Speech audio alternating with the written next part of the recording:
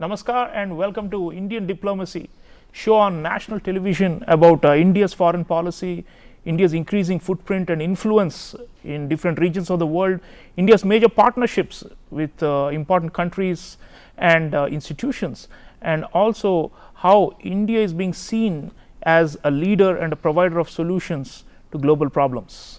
Viewers, in this episode, we are looking at the interconnected phenomenon of business and foreign policy. Economic diplomacy is a very important element of foreign policy, and increasingly we find that India is taking a lead role in bridging the gaps between the business community, the Indian business community, the international business community, and our policies, both domestic and international. So we're going to be looking at how all of this is working, and to discuss this, I have with me a very special guest in the studio. Let me introduce you to him, Mr. Prasenjit Basu. Prasenjit Basu is a well-known author and a writer of multiple books, the most recent one being Asia Reborn, a history of the entire Asian continent, comprehensive book, and he's also chief economist of ICICI Securities, an important financial firm in India. Welcome to Indian Diplomacy, Prasenjit. Thank you. Great to be here. Prasenjit, when we talk of business and foreign policy, the first thought that comes to mind is, have we got the balance right between the market and the state? I mean, that's a very fundamental conceptual issue, and historically post-independence we had adopted the dirigisme and the whole socialist model, which was heavy tight control over the economy and our market players, and that had also put off a lot of international community, and they had written us off. But lately there have been a lot of reforms and changes. Prime Minister Narendra Modi says the business of government is not to do business. Yes. He has spoken about maximum governance, minimum government. So there have been a lot of efforts to make the state a facilitator of business rather than an obstructor or as a gatekeeper. And that big change, I think, is part of the story. When we say business and foreign policy, we need to put this first in perspective. So your thoughts on how state market balance or the government private sector balance has gone in India, especially in the last few years?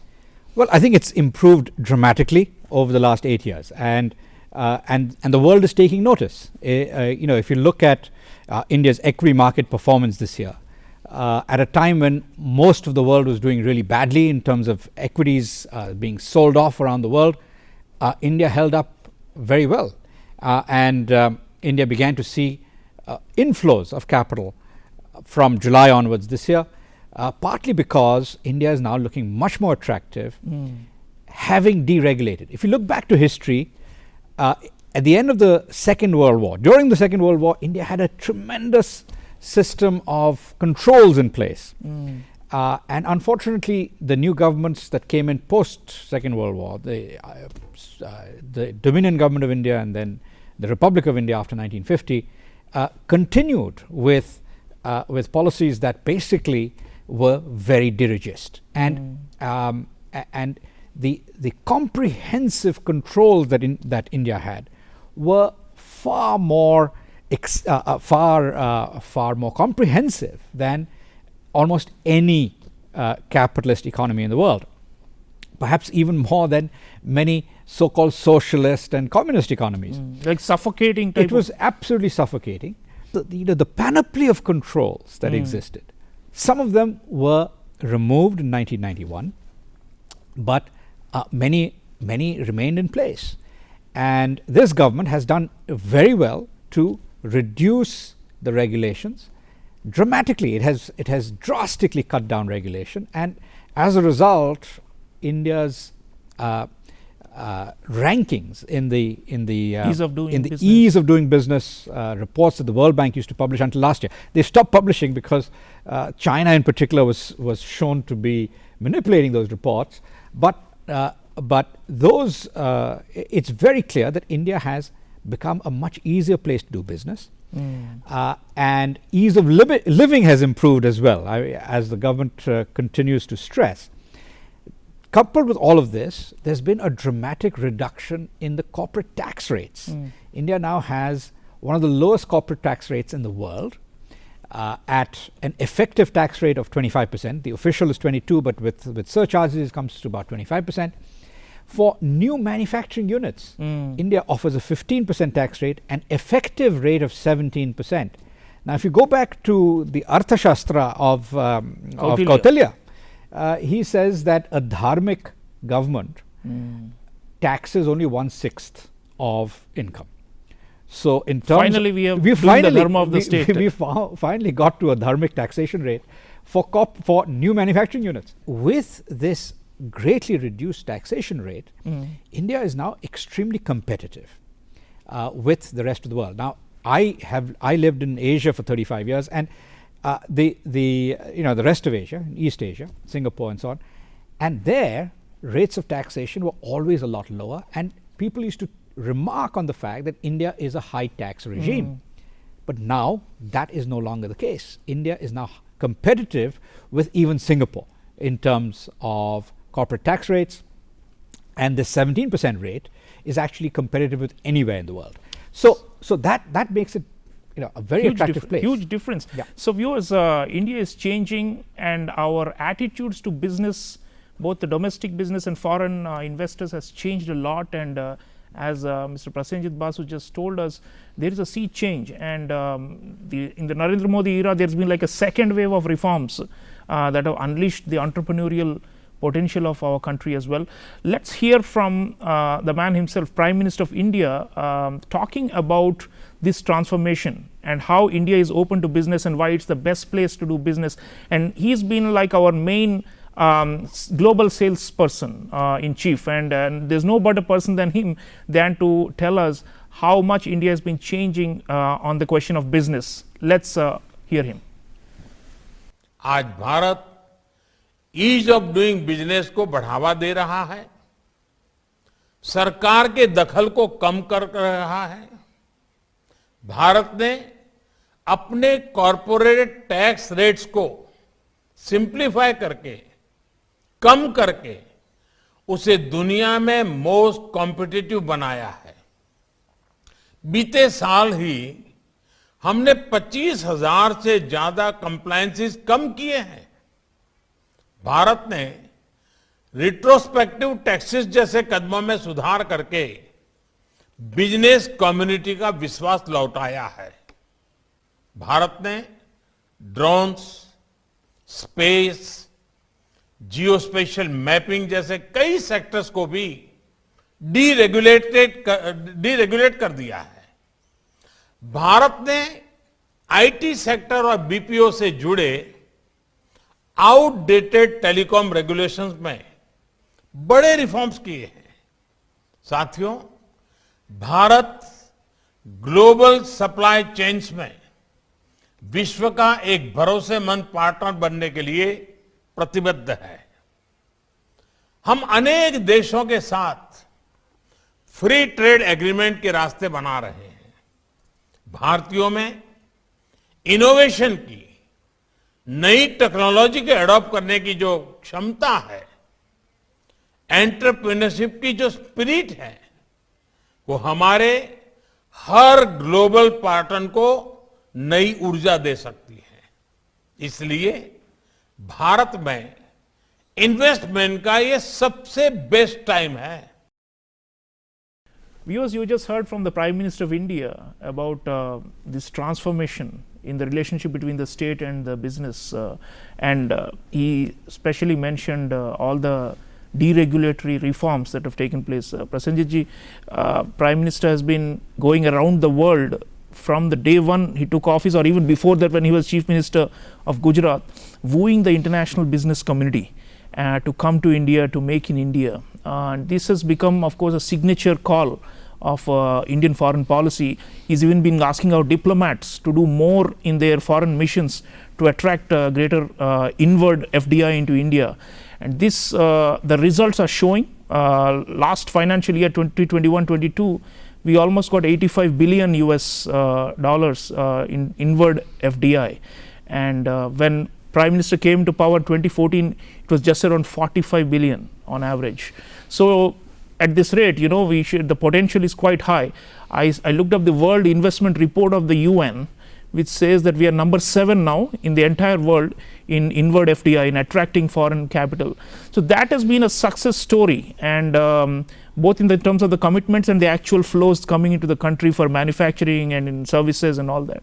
So How do you think this has happened? I mean, obviously, a lot of policy reforms have happened. Prime Minister was mentioning them, but also India is changing. It's become more receptive to foreign capital. At a time earlier, the attitudes were somehow to look at these, in terms of the East India Company or something. They'll come and colonize us, and that sort of mindset has changed, isn't it? What is your, you've been watching this closely. You've been tracking it. How much has Indian society and the government machinery and all of this shifted gear, and what is the perception of foreign investors as they're looking at India now? Well, India is now looked at much more positively, and particularly under the Modi government, because India is seen as a conducive place to invest. It is increasingly seen as a conducive place to manufacture as well for the world. And in some areas like electronics, where India was completely absent, there's been a huge increase in investment flows, FDI coming in, and now we're beginning to see that electronics exports, which were negligible from India, are now about 6% of India's exports. They've gone from 0 to 6 in the last 3 or 4 years, and we are seeing a quantum leap, and the continued strength of electronics exports coming through. Now, if you look at FDI in the World Investment Reports put out by the UN, India was never among the top 10 recipients. But in the first Modi term, on every year, 2015 to 2019, India was among the top 7. In some cases, second, third, or fourth biggest recipient of FDI. So the welcome mat that has been put out by this government to deregulate the system, make it much more conducive to investors, has already started to pay off. Now, in addition to all of this, there's been important economic reforms, the bankruptcy code, which has helped to clean up the banking system. The banking system had very high levels of non-performing loans when the Modi government came into power, from the previous 10 years of excessive bank credit. So that was cleaned up. We had the so-called dual balance sheet crisis in the Indian banking system and in the corporate sector. So corporates have deleveraged, banks have improved their situation, and of course the bankruptcy code has been a huge factor helping that. Then the GST came in, which basically created a nationwide market, a single market for the nation, which actually improved the ease of doing business across state borders within India. The country, yeah. So we didn't actually have a properly functioning internal single market. We've got that now, and in addition, labor market reforms were brought in September 2020. They have been enacted, but they've been passed by Parliament. They've been signed off by the President, but they haven't yet been notified. They need to be notified and implemented, and once they are, then India can begin to take advantage of the one missing element in India's economy, which is labor-intensive manufacturing on a grand scale. So if you look at even Japan after the Second World War, Japan had about 12 to 14 million unemployed people in a population of about 60 or 70 million in 1950, and even Japan began with labor-intensive manufacturing, and the labor-intensive manufacturing, things like textiles, garments, shoes, toys, processed foods, these things helped ensure that within 10 years Japan had full employment. And you had the similar experience in other places like the so-called Asian tigers. Yeah. South Korea, Taiwan, yeah. Singapore, Hong Kong, and then later some of the ASEAN economies like Malaysia, Indonesia. Indonesia hasn't achieved full employment, but Malaysia, full employment. Thailand, full employment. So these are all cases that began with labor-intensive manufacturing, grew that to scale, and achieved prosperity as a result. So that is, if there's a missing element in India, that is the one. We need to do missing. more of that. No, so this government has taken the steps, taken the important legislative measures to get that in place. And what is now required is implementation. Absolutely. On this point, Prasenjit, many people say that India can be the next China, and that we can attract a lot more FDI than we are currently, because Chinese historically have done more than double or 2.5 times of what we have been receiving. But now, given the risks to supply chains, the trust factor with China, a lot of countries are talking about diversifying away from mainland China. But the buzz is that Vietnam has received a lot of this outbound capital from leaving China, not as much India as we should be. So do you see 5-10 years down the line, with these kind of policies and the wooing of global investment community, that we could actually do this labor intensive manufacturing, maybe not the same sectors that the Chinese have done, but in other fields where we have core strengths? Do you see this that we could actually become a middle income country? It's not just about $5 trillion, $10 trillion, right? It's also about raising per capita incomes, and it looks like with the right kind of mix of domestic and foreign policies we can achieve that. Absolutely. I mean, and I think we need not give up on the sectors that China currently dominates, and that Vietnam is beginning to get into now. Not just Vietnam, Bangladesh as well. So Bangladesh is doing garment manufacturing. Vietnam is doing textiles, electronics, many of the areas, consumer electronics. Those are areas that China is beginning to vacate. It's ironic that multinationals are choosing to go from one communist country, China, to another communist country, Vietnam. Those are attractive in the sense that they claim to be dictatorships of the proletariat, but in fact they suppress the proletariat very effectively. And we actually have the opposite problem. We have democracy. We have democracy. We have labor market rules and regulations that supposedly make us less attractive.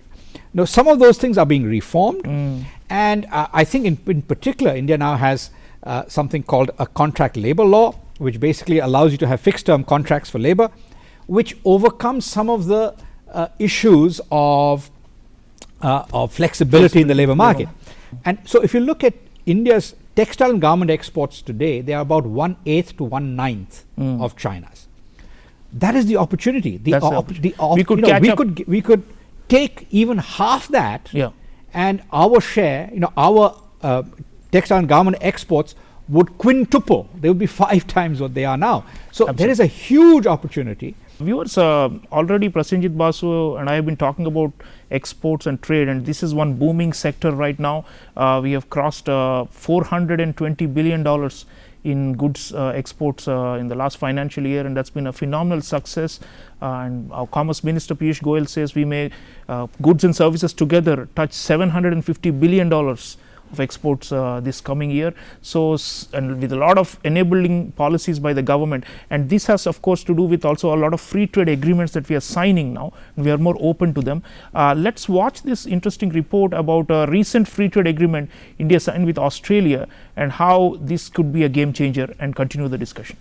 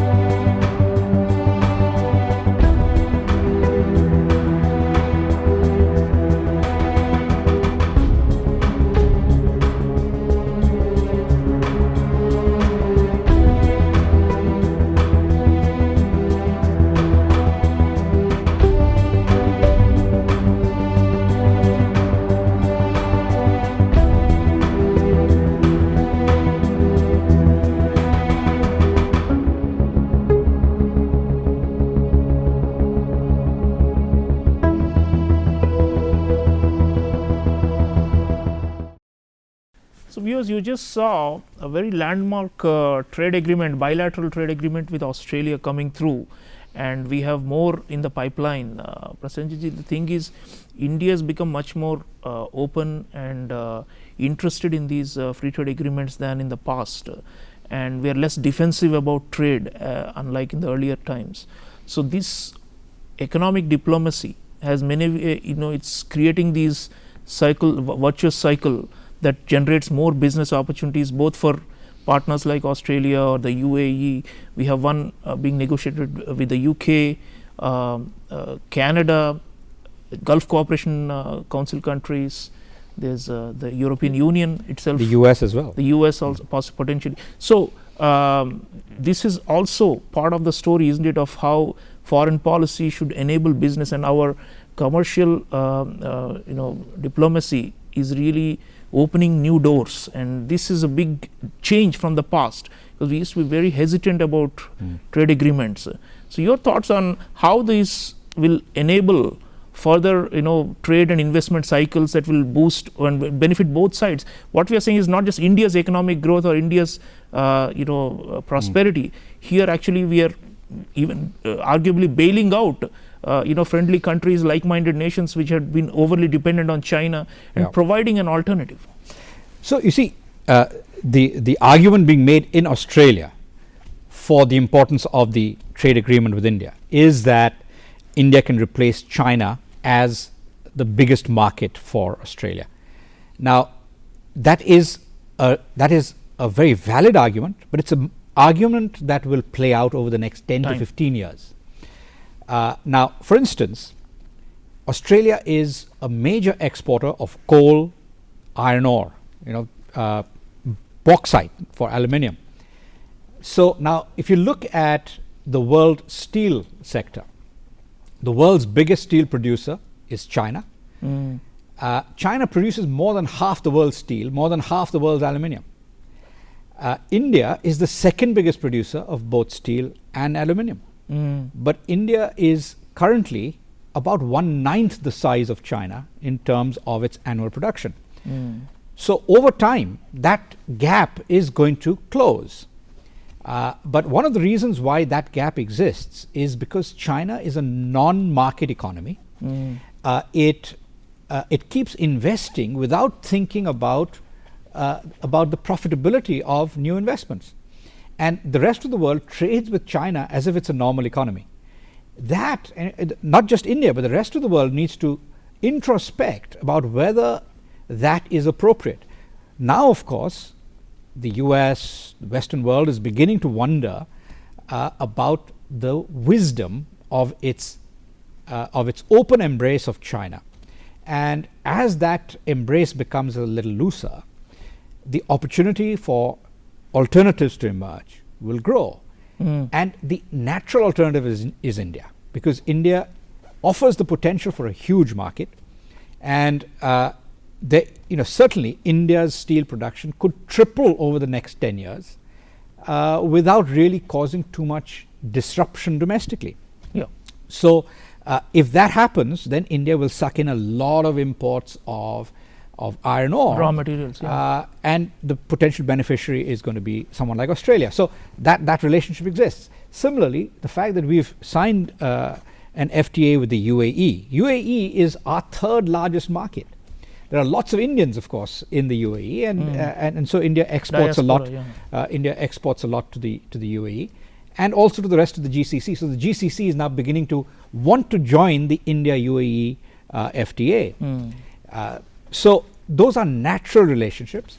We need to be able to induce global manufacturers to think about India as the alternative for supply chains, and increasingly we need to bring the supply chains that are centered on China away from there and into India. So absolutely, some of that is happening in things like electronics. We've seen that about 10% of the new Apple iPhone 14 is going to be manufactured in India by next year. So, and we need to try and make that 20, 30, 40%, and not just Apple iPhones. We need the same thing to happen with Samsung phones.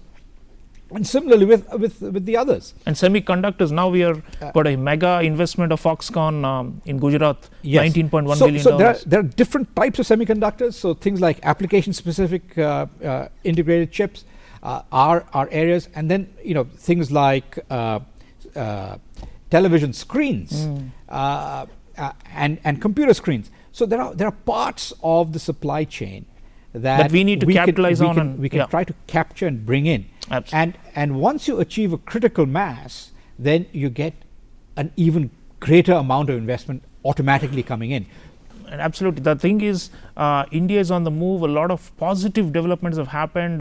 We have won the trust of the business community, both domestic and the international, and our diplomacy is also aimed at wooing the best of global capital and global technology and global minds to come to India and to do business in India. And this is a very different India from what we had known even 8 years ago. So I want to thank Prasenjit Basu for sharing so many amazing insights with the audience. Thank you so much for being on Indian Diplomacy. Thank you very much. So viewers, do think about economic changes, historic changes, and how they happen as a result of positive leadership and a vision with which India is now moving forward. Our commercial diplomacy has found the sweet spot, and that's one of the reasons why there's so much of excitement about the India growth story and about India as a rising economy and a rising power in the world. I'll see you again next time. Until then, take care.